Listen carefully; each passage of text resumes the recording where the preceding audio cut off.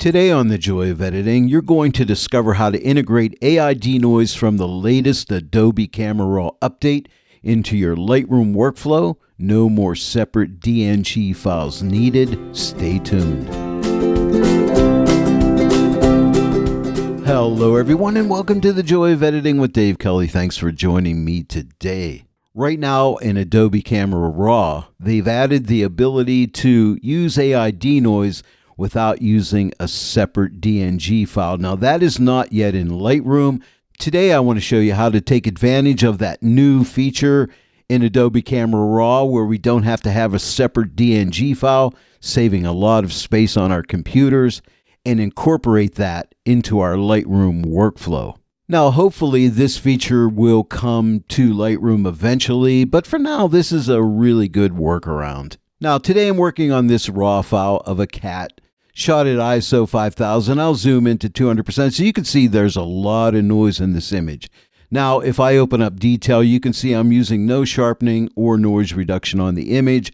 I am using lens corrections, remove chromatic aberrations, enable profile corrections. And then for basic adjustments, I'm using a linear profile and I've made some basic adjustments here. So you can do all of your adjustments right here in Lightroom. Just do not add any detail at this point. Dbefore I send this into Photoshop and show you how to do this, I'm going to open up the detail panel and you'll note under noise reduction, if we use the AI Denoise right here, it says reduce noise with AI. The result will be saved as a new DNG. So that gives you a whole nother file. So you have your raw file, you have your DNG file. And like I said, that can take up a lot of space on your computer, but with this workflow, you can eliminate that DNG file. And again, hopefully this will come to Lightroom soon, but for now it's not there. And as I said, this is a workaround. Now we're going to send this image into Photoshop. So I'm going to right click on the image, go to Edit In. Do not click on Edit in Adobe Photoshop 2025. Come down to the bottom of the list and click on Open as Smart Object in Photoshop. And now we're in Photoshop and you can see I have a smart object here. So here's all you need to do. Double click on the image icon. That'll open up Adobe Camera Raw. Now you do have a raw file that you're working on right now. And you'll note that I have the detail panel open. If your detail panel isn't open, just click right around this area right here and you will open up the detail panel. Now this is AI Denoise and it is only to be used on raw files. You can't use it on TIFF or JPEGs. If you wanted to denoise a TIFF or a JPEG file, you would have to use something like Topaz Photo AI or Topaz Denoise AI. Now to take advantage of this new feature, what you need to do is come up and click on this gear icon in Camera Raw, and then click on Technology Previews and check on New AI Features and Settings panel. This enables the AI features like Generative, Expand, Denoise, Super Resolution, and Raw Details. After you check that on and click OK, I'm just going to click Cancel because mine's already turned on, but you click OK, you'd have to restart the host program,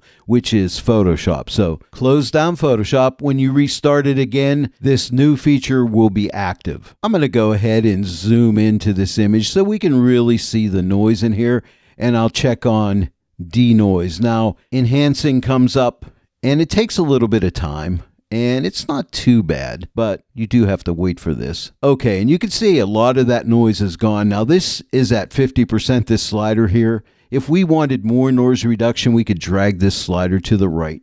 Now this is non-destructive, by the way. So again, we are not making a DNG file, so we can always come back here later and readjust this if needed.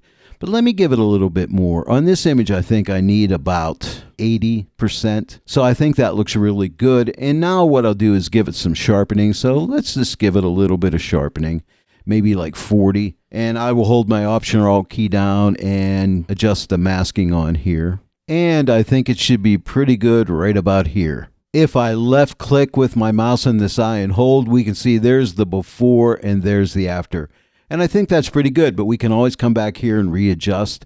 And once you're satisfied, all you need to do is click OK. So I'm going to click OK. That'll send us back into Photoshop. And here is my original smart object. And now I can go ahead and start my Photoshop edit at this point. And now let's say I wasn't satisfied with this setting. I thought, it needs a little more noise reduction, or I kind of overdid the noise reduction. I can double click on the image icon again.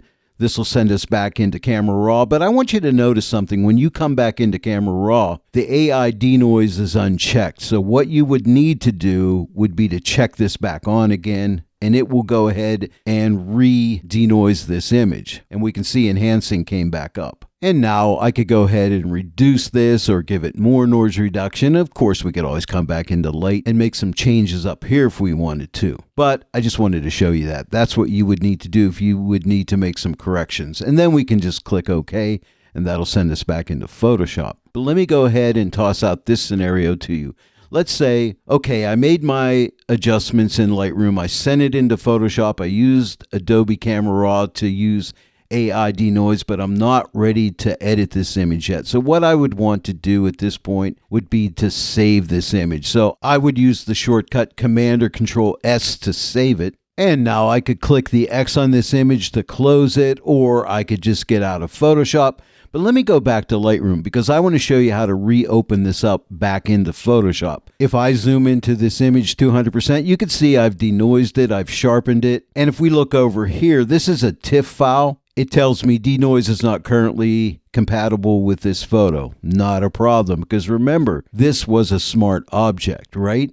Now I still have my original raw file right here, which I could denoise here in Lightroom, but it would make a DNG file. But let me go back on this image here, and here's how I would have to open it in Photoshop. I would right click on the image, go to edit in. I'm not going to open as a smart object this time. I'm going to edit in Adobe Photoshop 2025. Do not use edit a copy with Lightroom adjustments. Go and click on edit original and then click edit.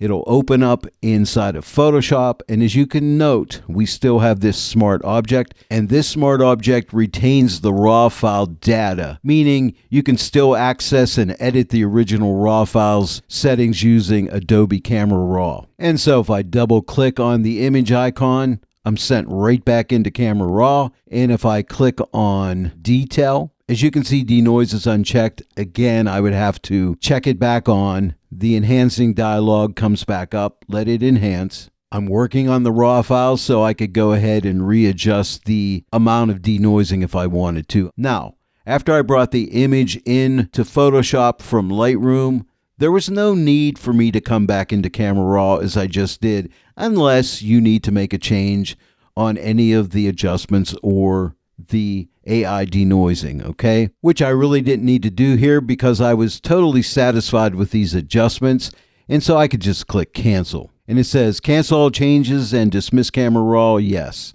And now I'm back in Photoshop. And now I can continue with my Photoshop editing. Well, there it is, everyone. If you have a Lightroom workflow and you like to use the AI denoise in Lightroom, now you know how to save some file space. You don't have to have that extra DNG file. And this is a workaround for Lightroom, and hopefully this feature that's in Adobe Camera Raw will eventually come in the near future to Lightroom. Let's hope so. If you enjoyed today's tutorial, please give it a like and share it with your friends. And if you're not yet a subscriber to my channel, please subscribe. Click that bell notification icon. Click all so that you'll receive all notifications. And then every time I upload a new tutorial, you'll get notified about it. I want to thank each and every one of you for joining me today in the Joy of Editing with Dave Kelly.